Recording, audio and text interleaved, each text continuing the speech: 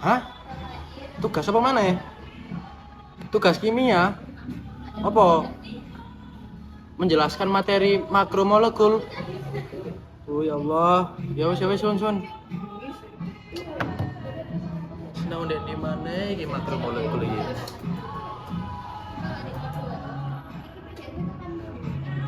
Iku ono wong-wong sinau ndek kono wis. Permisi Mbak. Kenapa ya? Ini kan saya dapat tugas itu menjelaskan materi makromolekul. Mbaknya ini bisa nggak jelasin saya materi makromolekulnya? Jadi kayak pengertian jenis-jenis atau apa gitu kak? Udah ya? aja sih. Kita bisa bantu tahu kita sama mungkin bakalan browsing beberapa. Oh iya nggak apa-apa Mbak. Pokoknya dijelaskan saya baru paham kan. Mbak silakan dijelaskan.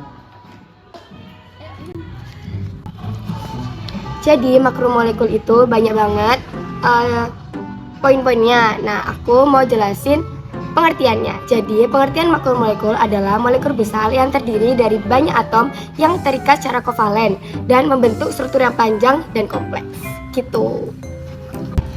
Terus, makromolekul ini ada 4 jenisnya. Yang pertama ada polimer, yang kedua ada karbohidrat, yang ketiga ada protein, dan yang terakhir ada lemak. Untuk polimer sendiri, polimer adalah makromolekul yang terdiri dari banyak unit monomer yang terikat dalam rantai yang panjang. Proses pembentukan polimer ini dikenal dengan istilah polimerisasi. Ada 2 jenis cara pembentukannya. Oke, lanjut dulu ke jenis selanjutnya ya.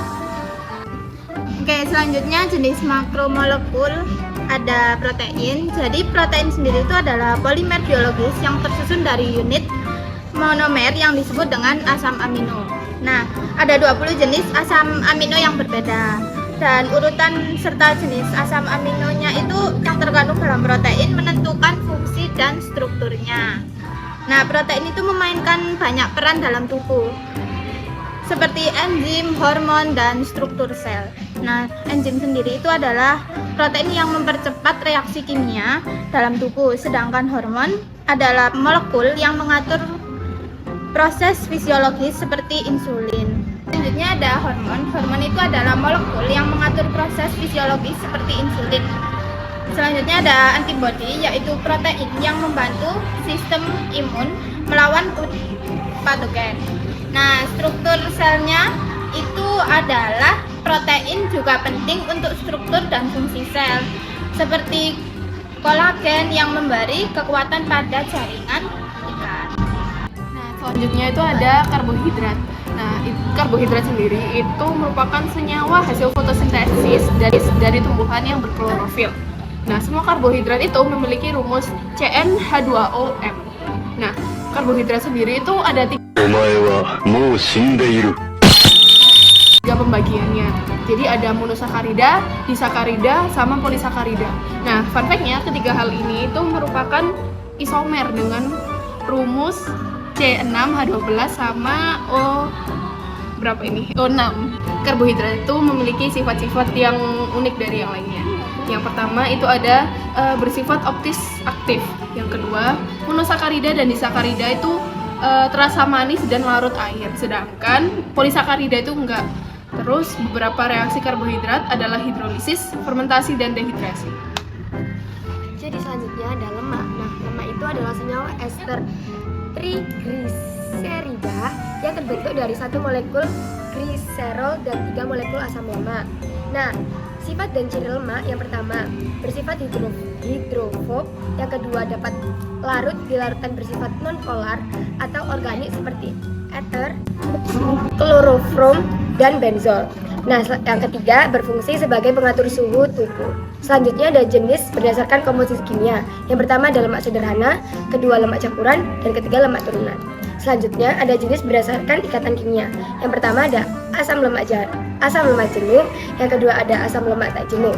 Nah, jenis selanjutnya berdasarkan asalnya. Yang pertama ada lemak nabati dan kedua ada lemak hewani. Oke, tadi sudah saya catat pengertian, terus jenis-jenisnya tadi ada polimer, terus karbohidrat, protein, sama yang terakhir lemak. Nah, lalu saya mau tanya Kak, ini yang dijelaskan poin-poinnya tadi ada proses pembentukan nih. Bisa dijelaskan nggak Kak, proses pembentukan makromolekulnya? Jadi, proses pembentukan makromolekul itu ada namanya polimerisasi. Polimerisasi adalah proses di mana monomer yang lebih kecil digabungkan menjadi polimer yang lebih besar. Terdapat dua jenis utama polimerisasi. Yang pertama, polimerisasi adisi, dan di mana dalam proses ini monomer yang memiliki ikatan rakap, misalnya etilena, bergabung satu sama lain untuk membentuk rantai panjang tanpa melepaskan atom atau molekul kecil.